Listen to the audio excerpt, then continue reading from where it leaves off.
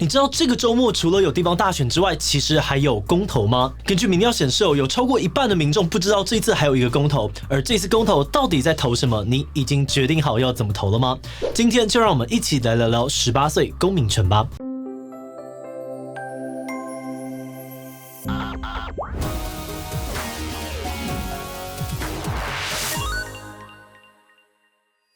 Hello， 大家好，我是志奇。虽然刚刚我们说这次大选还有一个公投，但更精准的来说，它其实是史上第一次的修宪复决投票，民众终于有机会可以直接行使复决修宪的权利了。按照目前宪法的规定满20岁的人才能够投票，如果想要出来参选公职，那就要满23岁才有资格。那这次的投票呢，就希望放宽规定，让只要是年满18岁的公民就可以得到选举、罢免、复决等等的投票权以及被投票权。为什么要降低年龄限制呢？提案的立委们认为这个宪法条文是在1947年就制定的，但75年来都没有修正过。跟当年相比，现在的教育普及、资讯流通方便，大家的公民素养已经进步很多。可是相关的规定却没有跟着与时俱进，所以希望透过修宪，让更多的青年一起来参与政治，并落实世代正义。不过，虽然这些理念看起来很漂亮，但从目前的状况来看，这个公投非常有可能不会通过。到底为什么会这个样子？反对的人都怎么想？通过或不通过，对我们又会有什么影响呢？在正式开始讨论之前，按照惯例，先让我们进一段工商服务时间。你平常会听 podcast 吗？今天要推荐一个超赞的节目给你没有错，就是我们的志祺七七 podcast。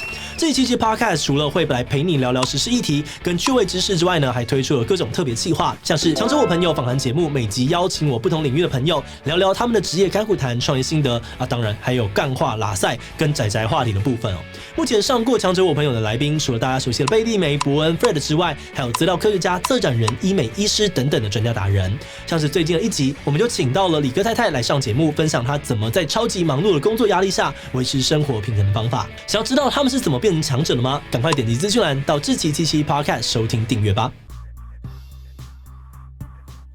就像刚刚说到的，这一次并不是一场普通的公投，而是修宪公民复决。原本宪法规定，如果要修宪，必须由立法院提案之后再交由国民大会复决。但为了落实直接民主，2005年修宪废除了国民大会之后，原本由国大复决的这个程序就改由民众来执行。不过，因为宪法是法治国家的重要基础，不能够随便就改动，所以这个修宪的门槛就被拉得很高。现在如果想要修宪，必须先由全体1/4的立法委员提案，而提案通过之后，要有3/4出席决议会，而那些出席的立法委员当中，还要有3/4的人同意才能够提出修宪。等这边都完成了，最后才会交给民众来投票复决，也就是这一次投票的阶段。那也因为这个3/4出席、3/4同意的门槛超高，所以如果要达成，几乎是所有党派的立委都要有高度的共识才有可能。所以从2005年之后，就没有任何的修宪案可以进到公民复决的这个阶段。换句话说，这一次的投票呢，其实算是一个非常不容易的里程碑，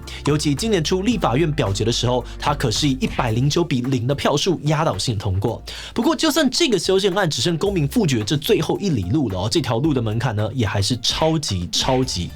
高。在公民复决的阶段呢，并不只是同意票比不同意票还多就可以它的门槛是最后投下有效同意票的人数必须超过选举人总数的1半才能够过关。听起来有点复杂吗？我们拿实际的数字来举例依据中选会的资料呢，目前全中华民国的选举人总数大概是1930万人。换句话说，这次复决通过的门槛呢，就是要965万张的有效同意票。而这边最大的困难呢，就是它需要超高的投票率。2020年的总统大选在韩国瑜旋风之下，全台湾催出了将近75% 的投票率，已经是近10年最高。而最后蔡英文拿到了810万票，也是史上最多。但我们可以看到817万跟965万之间还有一大段的距离。更何况呢，这次的修宪选举其实是跟地方选举一起举行的那一般来说，县市长等级的大选投票率都会低于总统大选，像是2018、2014年的大选总投票率都不到68%。然后很多人也都认为，今年大选的选情可能比前2届都还要更冷，而且有超过1半的民众甚至根本就不知道这次还有一个公投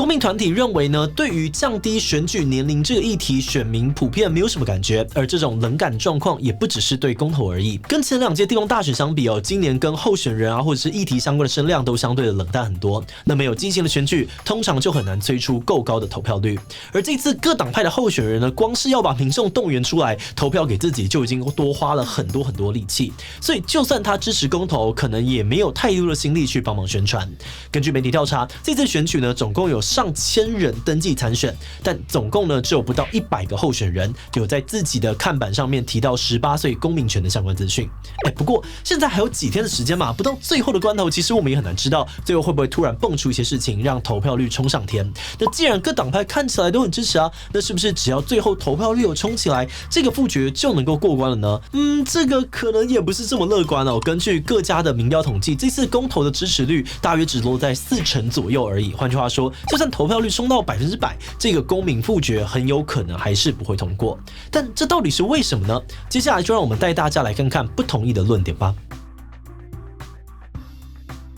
在反对的意见当中，最常听见的大概就是年轻人不懂政治，年轻人无法独立决定等等。他们认为年轻人还不够成熟，欠缺独立思考能力。那如果让这些涉世未深、缺乏判断力的小朋友也能出来投票，有可能呢，各党派就会想办法把政治渗透到校园里面，试图影响年轻人的决定。而第二个反对的理由认为18岁公民权修宪案通过之后，除了选举权、被选举权的问题，可能还更值得担心。像有人就说，一个没有当过任何一天公民的人，只要18岁一到，立刻就能够出来选立委、选市议员，那这对国家的民主伤害会有多大呢？这个立场的人举例之前美国有人18岁就选市长了，当时他大部分的时间都要去上学，只能够利用课后或者是周末来处理市政，而这样的人真的有办法当好一个市长吗？另外，中国国民党也有人抨击这一次的公投案呢，就是政府又在搞双重标准的例子。他们说，去年公投榜大选最后是没有过关嘛，那依照这个结果，公投应该不能够再跟大选一起办才对啊。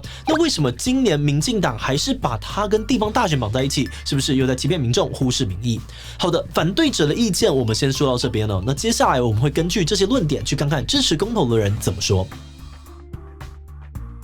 很多赞成人都会强调，我们邻近的日本、韩国、马来西亚最近几年都已经陆续修法落实18岁的公民权，而目前全世界的民主国家里面，也只剩下11个国家的投票年龄还维持在20岁以上，甚至有些地方已经在讨论是不是要把门槛继续的降到16岁了，因为他们开放后呢，发现越来越多的年轻人会开始积极的参与公众事务，而且呢还能够带领很多重要的改革加速前进。那以台湾的状况来说，有不少老师其实也蛮同意这个观察的，他们认为现在资讯发达，学生自主学习的能力很强，而且他们的政治光谱也很多元，并不会只听老师的意见，甚至有的时候呢还会积极的跟老师对话，想要反过来说服老师。这代表已经有不少的年轻人具备了独立思考的能力了，不能够完全预设他们像个小白兔，什么都不懂。那如果大家真的很害怕政治进入校园，也应该要想办法去减低负面影响，而不是直接全面封杀那些18岁年轻人参与政治的权利。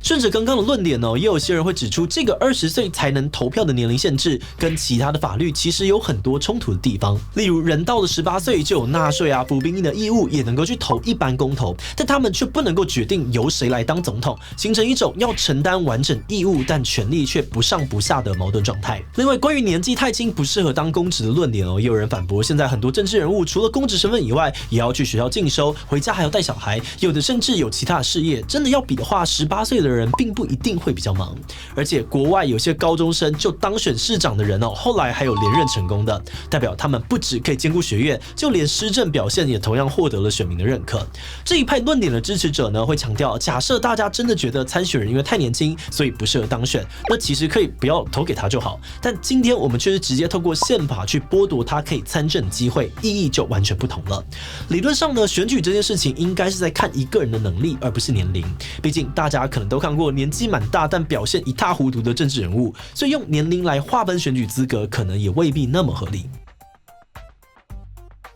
面对为什么今年公投又绑大选的质疑中选会回应，去年公投第19案的主文其实已经明确有写说，当时在讨论的公投是公民投票法所规定的公投案，这类公投案的内容呢，都在讨论国家重大政策或者是法律的走向。但今年的公投讨论的却是修改宪法，而修改宪法这件事情呢，其实是由宪法增修条文来规范的。换句话说，此公投非彼公投，两个能决定的事情以及适用的法律都不一样。那根据宪法增修条文的规定呢，修宪案通过立法院，并且公告满半年之后，就应该在3个月内让民众投票复决。而这一次的复决案呢，其实早在2022年的3月28日，立法院长就已经发出公告了，所以让他在今年底前给民众复决，其实反而才是符合法治规定的做法。好的，看完了反对跟支持的意见讨论之后呢，最后我们要来看看这次18岁公民权通过或是不通过的话，各自会有什么样子的影响。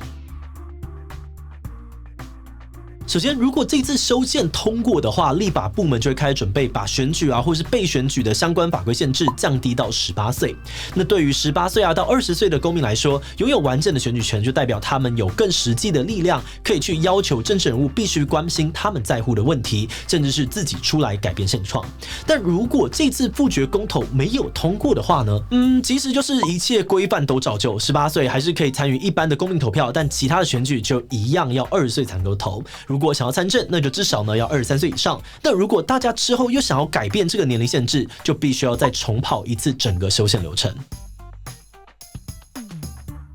在进入观点以前，我要先特别感谢治愈77所有的会员因为有了大家的支持跟赞助，我们才能够持续的运作这个频道，让重要的议题被更多人看见，真的是非常的谢谢大家。那如果你愿意支持我们走得更远，欢迎点击频道主页的加入按钮，成为我们的会员，或者也可以用超级感谢小额支持我们。好的，那话说回来其实前阵子我们团队也曾经犹豫过，我们到底要不要做一支影片来讨论18岁公民权的公投案呢？因为这个复决案的大众关注度呢，真的超级低，留言区也很少人会敲碗。官办的辩论会呢，还甚至找不到任何反方代表，再加上我们成员有蛮多人呢，最近都因为各种状况需要请假休息，所以我们真的一度想说，是不是这一次干脆就算了？但后来我们想到这几年团队有的时候会收到一些高中生甚至是国中生来信，很热情的跟我们讨论各种议题，分享他自己的想法。看完那些信件之后呢，我们常常都会很惊讶说，哇，这个小朋友的思考逻辑也太厉害了吧！我们在那个年纪的时候根本就没有这样子的论述能力啊！所以对我们来说呢，这支影片其实是为了那些我们觉得很棒的学生们而做的。那对这样子的学生来说，他们正好就是这一次的修宪案最首当其冲的一群人，但他们却没有权利可以参与这一次的复决。或许最后这个公投案还是不会通过，但我们认为那些认真参与社会议题、对国家政治都很关心，而且有抱负的年轻人的声音不应该被埋没。我们也相信，只要大家持续努力这个修正案总有一天还是有机会通过的。那当然，不管你几岁，在那之前呢，如果大家想要参与各种社会议题的讨论，我们都很欢迎你随时来到志祺77一起留言分享你的想法哦。好的，那最后呢，还是要来问大家，你同意宪法把选举年龄下修到18岁吗？同意我觉得差2岁没有差多少了，真的不需要再限制了。不同意我觉得有独立思考的学生呢，还是少数应该要谨慎一点。所以原则上同意，但这一次我真的懒得出门投票。第一再看看我觉得两边都没有办法说服我。一起留言分享你的想法吧。最后，如果你喜欢今天的影片，欢迎分享出去，让更多人知道今年还有一个公投案。此外，也可以点击这个地方看看民法下修18岁以及公投榜大选的相关影片。那么今天的志祺77就到这边告一段落，我们就明晚再见喽。